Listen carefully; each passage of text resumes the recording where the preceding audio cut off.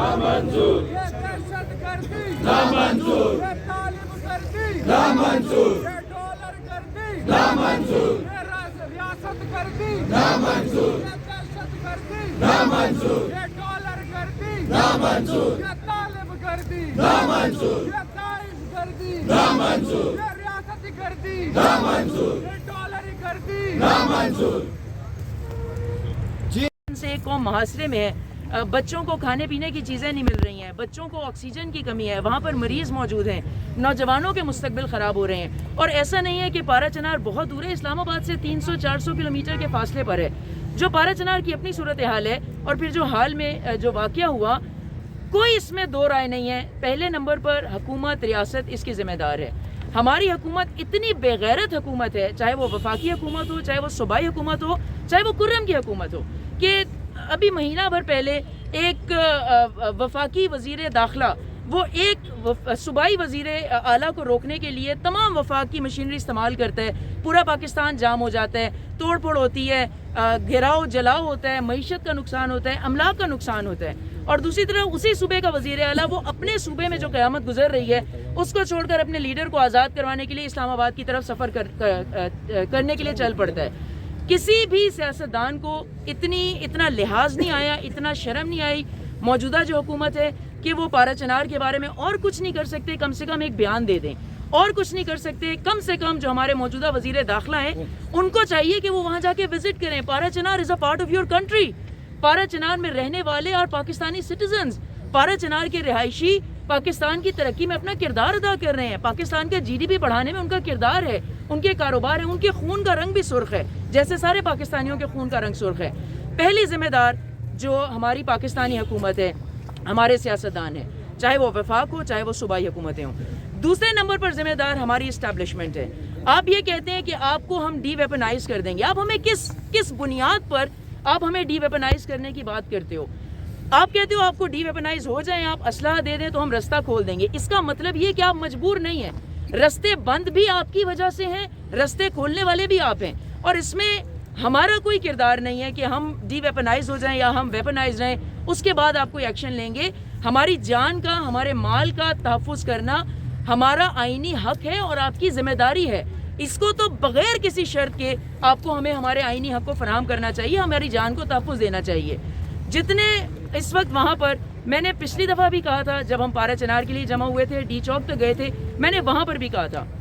पारा चनार में चाहे मुफ्ती शाहनवाज हो जो वीडियो बयान देता है कि अच्छा कर रहे हो जो कर रहे हो, लेकिन वीडियो ना बनाया करो, या जो वहाँ पर दीगर काज़िम ग्रुप है, या अफ़गानिस्तान से जो तालिबान आ रहे हैं, किसी भी तकफीरी ग्रुप की, किसी तालिबान की, किसी की मजाल ही नहीं है। एक ग्रुप एक रियासत के सामने, और वो रियासत जो दुनिया की बेहतरीन आर्मीज़ में जिसका शुमार होता हो, जो पाकिस्तान के बजट 12 से 22% तक बजट जो दिफा के नाम पर जाता हो, किसी की औकात ही नहीं है कि जब तक उन्हें सपोर्ट ना मिले, लॉजिस्टिकल सपोर्ट ना मिले, फाइनेंशियल सपोर्ट ना मिले, स्ट्रेटेजिक सपोर्ट ना मिले, तब तक वो आके किसी इलाके में कुछ नहीं कर सकते। तो जो कुछ भी हो रहा है, हमारी दरख्वास्त है और हमारा पैगाम है हमारी रियासत को, कि रियासती इदारों को, कि आप किसी बड़े कौमी साने का खुदा न खास्ता इंतज़ार कर रहे हैं। इसी दिसंबर में ही सन 1971 में इन्हीं हरकतों की वजह से, मैं उस तफसील में, उस तारीख में नहीं जाऊंगी, पाकिस्तान का बाजू पाकिस्तान से टूटकर अलग हुआ था और बांग्लादेश बना था।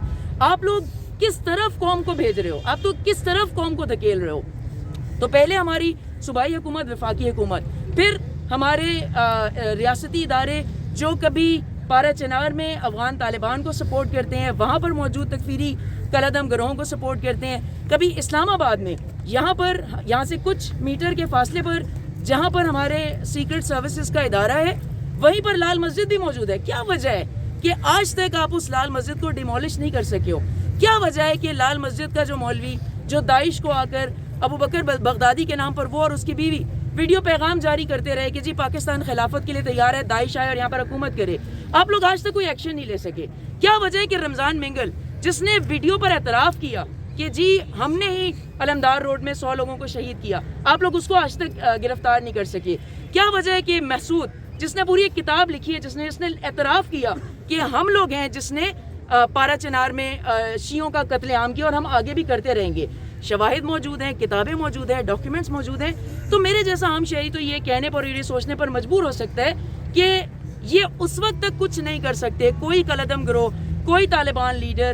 جب تک ان کو باقاعدہ ریاست کی پشت پناہی حاصل نہ ہو. خدا کے لیے اگر آپ کو پاکستان سے تھوڑا سا بھی پیار ہے تو اپنے اسٹریٹجیز کو, اپنی ڈائریکشنز کو, اپنی پریورٹیز کو, اپنی ترجیحات کو درست کریں. خدا نخواستہ پاکستان اس وقت مزید کسی بڑے قومی سانحے کا متحمل نہیں ہو سکتا. تیسری اور آخری بات,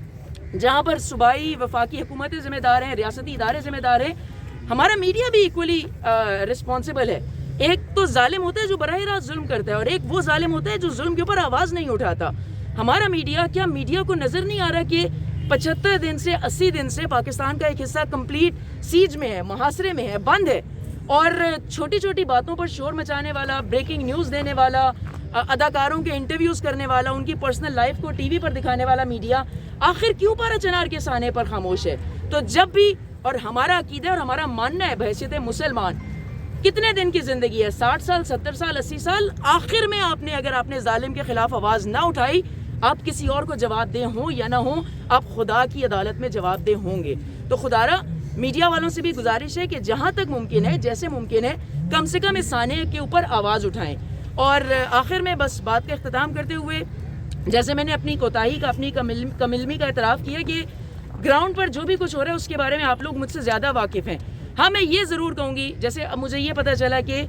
جو 2 شہداء ہیں ان کی لاشیں رکھ کر دھرنا شروع ہو چکا ہے, اور مطالبہ یہی ہے کہ جب تک رستہ نہیں کھلتا تب تک محاصرہ ختم نہیں ہوگا. تو میں اپنے پارا چنار کے بھائیوں کو, جو پارا چنار میں ہے یا جو یہاں پر ہیں, ہم یہ آپ کو ضرور یقین دلائیں گے, ریاست آپ کے ساتھ ہونا ہو, حکومت آپ کے ساتھ ہونا ہو, میڈیا آپ کے ساتھ ہونا ہو, ہم عام عوام آپ کے ساتھ ہیں, اور ہم سے جو بھی ہو بن سکا ہم آپ کے ساتھ ساتھ رہیں گے. اور اصل عوام کی طاقت ہے, وہی اصل طاقت ہوتی ہے. اور ہماری ریاست, ہماری حکومت اس دن سے ڈرے, اس دن سے خوف کھائے جس دن عوام خود اپنے کنٹرول اپنے ہی ہاتھوں میں لے لے. دعا گو ہوں پروردگار ہمارے پارا چنار کے جو مظلومین ہیں ان کی نصرت فرمائے, پروردگار ان کی مدد کرے. اور پروردگار, کیونکہ نماز مغرب کا وقت ہے, نماز بھی قریب ہے, تو اس وقت کے وسیلے سے دعا کرتی ہوں کہ پروردگار یہ جتنی بھی سختیاں ہیں, جتنی بھی مشکلات ہیں, پروردگار ان سختیوں کو امام زمانہ کے ظہور سے متصل کرے, اور انشاءاللہ ہم اپنے پر ہونے والے ظلم کا بدلہ, ہم اپنی مظلومیت کی دکھ اور داستان حال دل ہم سنائیں گے جب ہمارے امام آئیں گے. تو امام کے ظہور کی تعجیل کے لیے اور پارا چنار کے مظلومین کی محافظت کے لیے ایک باواز بلند صلوات پڑھ دیں. ظلم کے یہ ضابطے, ہم نہیں مانتے, ریاست کے یہ ضابطے, ہم نہیں مانتے, ریاست کے یہ ضابطے, ہم نہیں مانتے, یہ دہشت گردی, نامنظور, یہ دہشت گردی, نامنظور, یہ طالب گردی, نامنظور, یہ ڈالر گردی, نامنظور, یہ ریاست گردی, نامنظور, یہ دہشت گردی, نامنظور, یہ ڈالر گردی, نامنظور, یہ طالب گردی, نامنظور, یہ داعش گردی, نامنظور, یہ ریاستی گردی, نامنظور, یہ ڈالری گردی, نامنظور,